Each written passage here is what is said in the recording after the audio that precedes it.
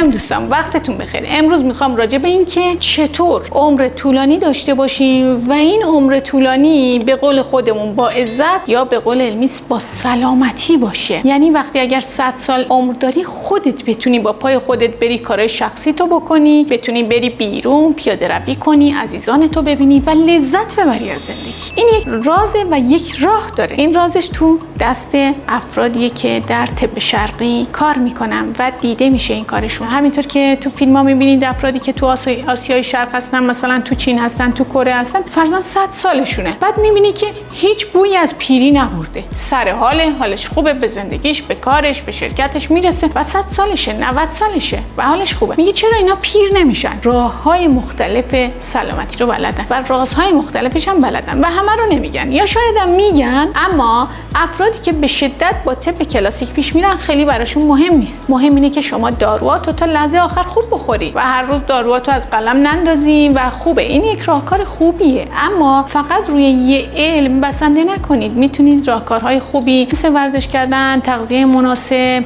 تفکر خوب، دیده های خوب، شنیده های خوب و گفتار خوب رو بررسی کنید، ببینید. اما امروز یک نکته عالی میخوام بهتون بگم. این نکته همه قدرت انرژی رو در بدن شما افزایش میده. این نکته تنفس هستش. اما چه تنفسی؟ لابد میخوای بگی که اوکی، ما که هر روز نفس میکشیم. بله، همه افرادی که سر 20 سالگی سکته میکنن یا سر 50 سالگی 50 تا بیماری میگیرن، هر لحظه تنفس میکنن. چرا اونا رازشو دقیق نمیدونن؟ اصول تنفس متفاوته. آموزش تنفس یا پرانایامای تخصصی رو یاد بگیرین، استفاده کنید تا قدرتتون 100 برابر بشه. بعضی از افراد رو دیدین به این راحتی مریض نمیشن، مریض میشن خیلی سریع از مریضی در میان و میگه این اصلا چه جونی داره، بعد همش سر کاره، میدوه، میاد، شاد، خرمه، بدنش افت نمیکنه. اما بعضی از افراد جوونه، میخوای بگی که بیا بریم بیرون، نه من خستم، بیا بریم فلان کار کنیم، حالا ببینم. ای بابا، تو هم سنی نداری، مثلا 40 سالته، 30 سالته، چرا از حالا اینقدر بیجونی، بیرمقی؟ لایف استایل درست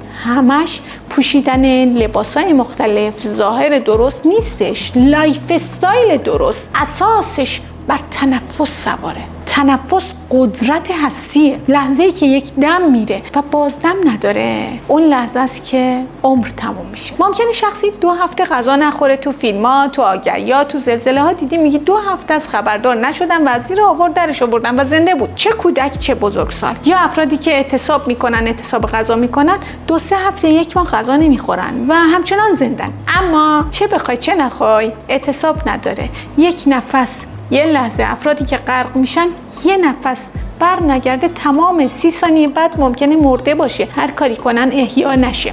پس تنفس رو جدی بگیرین. تنفس قدرت هستی در درونش نهفته است. هر چقدر نفساتون عمیق باشه، هر چقدر نفساتون قدرتمند باشه، اصولی باشه و تو لایف استایلتون باشه، روزانه باشه، نفس پاک باشه، همونقدر شما عمر طولانی تر، سرحالتر و سلامتتر و حال خوب و فکر تمیز و ذهن بازی دارید و احساس روشن و تمیزی دارید.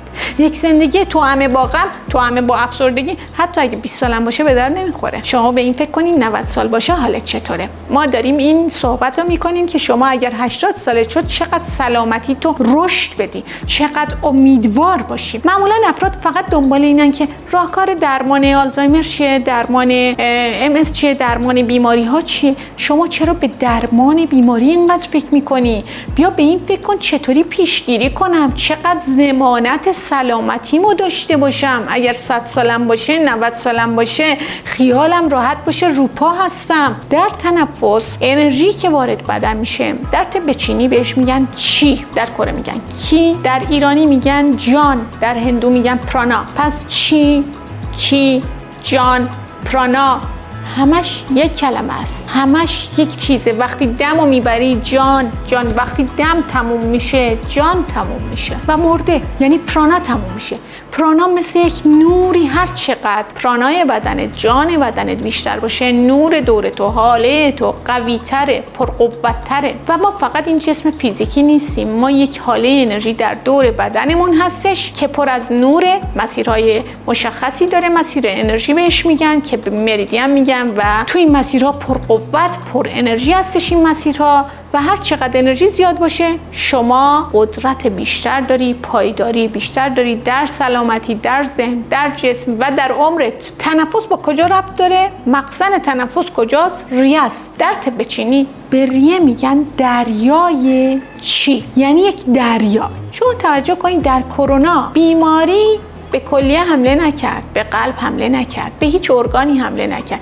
به کجا حمله کرد؟ مستقیم به دریا زد، به ریه زد و مستقیم از پا در آورد. وقتی تو دریا رو بخشکونی به راحتی همه بیماری‌ها رو میدی. سیستم ایمنی ضعیف میشه، سکته میده، فلجی میده، ناشنوایی میده، نابینایی میده، همه این مسائل رو میده و خیلی ساده فقط تنفس رو مختل کرد. خیلی ساده. حالا تنفس چیکار میکنه؟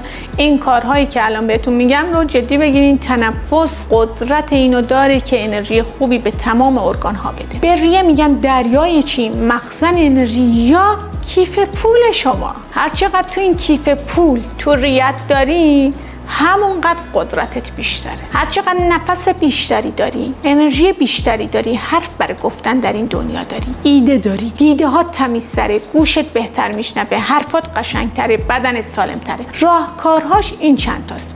ما تنفس‌های مختلفی داریم. یک تنفس 3 مرحله‌ای، تنفس بسیار ساده، بسیار اصولی و بسیار قدرتمنده که همه خانواده میتونن از این استفاده کنن. این تنفس 3 مرحله‌ای چی کار میکنه؟ در قسمت ریه ما 3 قسمت داریم. یک قسمت پایینی هستش که روی دیافراگم یا قسمت شکمی هستش، یک قسمت میانی هستش و یک قله شش هستش. معمولا بیش از 90% فقط از قسمت میانی ریه استفاده میکنن. قسمت شکمی رو پر از هوا، پر از نفس نمی کنن یا قسمت قله رو پر نمی کنن. فقط ورزشکارها هستن که قله رو پر می کنن، قسمت شکمی رو پر می کنن و یا افرادی که تنفس‌های حرفه‌ای می کنن، ورزش‌های تخصصی انجام میدن مثل یوگا و یا هر ورزشی شما بکنید روی ریه و تنفستون تاثیر داره.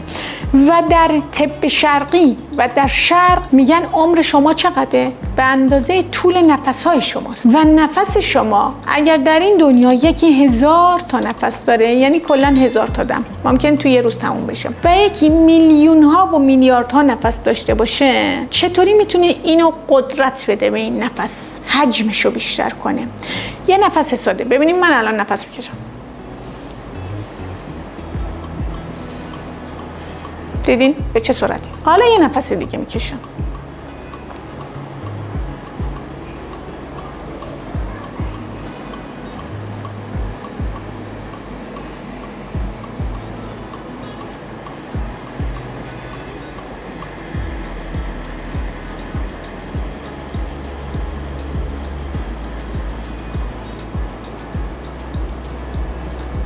یک نفس کامل کشیدم. یه بار ششامو پر و خالی کردم. شما فکر کنید که طول یک نفس شما میتونه اینقدر باشه؟ میتونه اینقدر باشه. پس عمرت میتونه، یعنی عمرتو اگر نفساتو جمع کنی اینقدی باشه، یه عمرتو با همون تعداد نفسا حجمشو زیاد کنی 4 برابر بشه. به همین راحتی. این به حجم دمی که داری، بازدمی که داری و به طول اون نفسی که داری برمیگرده. اینو به راحتی با تنفس 3 مرحله‌ای که الان آموزش میدم یاد بگیرین و نکتهش اینه که ترجیحاً در صبح دم، در سپید دم. سوال میکنید که سپید دم نمیتونم پاشم، وسط روز میشه؟ بله وسط روز میشه، اما چون تایم ریه سپید دم هستش و قدرت خود انرژی ریه در بالاترین حد خودش هستش، اگر اینجا بیای ارگان میزبان که ریه هستش این ارگانو پر قدرت کنی، قدرت تو 1000 برابر میشه. اما اگر میای وسط روز غروب این کارو میکنی خوبه، نه که بد باشه، باز نتیجه میده. اما صبحدم یک انرژی ناب، یک پرانای ناب، پرانای دست نخورده، هنوز آدما بیدار نشدن. انرژی‌های مختلف به سطح زمین، انرژی غم، نفرت، شادی، نمیدونم خشمشو جاری کنه. هنوز ماشینا حرکت نکردن انرژی رو دستخورده کنن. انرژی پاک و تمیزه.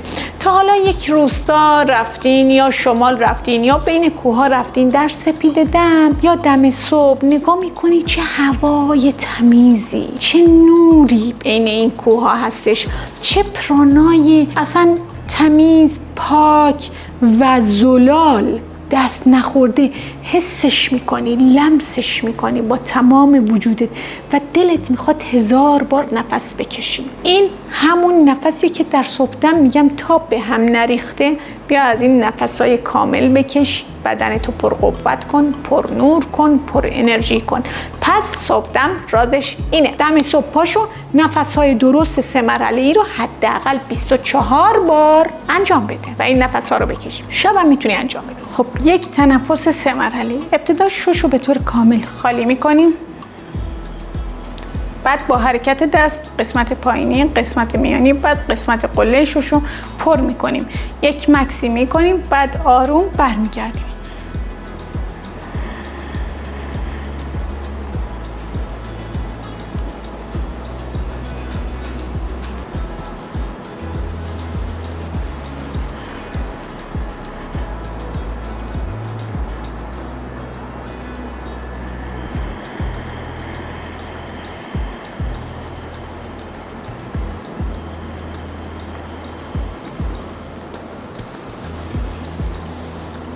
این یک نفس کامل 3 مرحله‌ای بود که توضیح دادم. در سپیده دم باشه خیلی بهتر. اگر که بیشتر از این میخوای کار کنی، نفس‌های بعدی رو بهتون بگم. یکیش نفس درخشش جمجمه یا کاپالا بهاتی هستش. در هندو، در یوگا به این نفس اینو میگم، اما در زبان فارسی میگن درخشش جمجمه. یعنی شما ببین که این نفس چقدر قدرتمنده که با هر بار نفس کشیدن یک بار این جمجمت شروع به درخشش بیشتر، تمیزتر، دقیقتر، سالمتر، حال خوبتر، پاکتر، خونرسانی بیشتر میشه میرسه. این نفس چی هستش؟ شکمتو پر از نفس میکنی، یهو محکم از بینی میدی بیرون، تکون رو توی شکمت احساس میکنی، مثل عطسه کردن. دیدیم یه جلوی عطسه نگیر خوب نیست؟ شاید همین ساده به هم دیگه منتقل کردن. اینا همه علم خوبی پشتشه. نفسو میگیری از بینی، مثل فیلم کردن. یک بار دیگه من نفسمو خالی میکنم. توجه کردین؟ نفسو. حالا اگه تندش کنم، یعنی چندین بار اینو میدی بیرون، اما عمیق پرش کن. توی چند ثانیه در یه لحظه بده بیرون. بذار تمام ماهیچه‌های شکمت تکون بخوره. میبینید؟ محکم. این موجب میشه تمام انرژی های اینجا، رکود انرژی، رکود خون در بدنتون به حرکت بیفته. و این تنفس رو 12 بار در کنار تنفس 3 مرحله‌ای انجام میدید. اگه دوست دارین بریم مرحله بعدی، تنفس بهاستریکا یا تنفس ضربه آهنگری. این هم خیلی قدرتمنده، خیلی قویه، نفس خوبی میده، جمجمه رو پاک میکنه، بدن رو به حرکت میندازه، بدن رو از رکود خون، رکود انرژی در میاره، قدرت رو میبره بالا و ضربه میزنه به بدن، از کرختی، از بیجونی، از بیماری درش میاره. در این تمرین مثل یک آهنگری که با ضربات میتونه یک آهنگ رو تغییر بده، فرم بده، شما میتونید که اون سموم رو از تمام از بیخ و بن و سلول ها بکشی بیرون، به جریان بندازی و دفع بشه و یک انرژی قدرتمند رو به عمق همه سلول ها ببری و بدن رو پر از انرژی کنی و بدن رو از رکود خون و رکود انرژی در بیاری و به شدت بدن رو پاکسازی میکنه. حداقل 12 بار انجام بدین تا 24 بار. در تنفس بهاستریکا یا ضربه آهنگری دست ابتدا پایین و شش خالیه. با بالا بردن دست ها شش رو پر از هوا میکنین و با آوردن پایین خالی میکنین. به این صورت.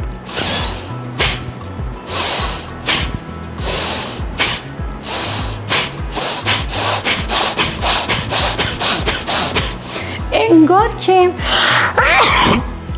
دیدین همین الان برای من تغییر داشت. انگار که بدن رو داری پاکسازی میکنی، گردگیری میکنی. بسیار قدرتمنده و بسیار قوی عمل میکنه. اگر این تنفس رو دوست داشتی، خیلی قویه، خیلی خوبه و خیلی راضی بودی و البته که قوی هستش، یعنی شما عمق ماجرا رو دریافت کردی، انجام میدی و خیلی مشتاقی، برای من کامنت کن. تنفس های قدرتمند دیگری هم هستش، تو پست بعدی براتون اجرا کنم.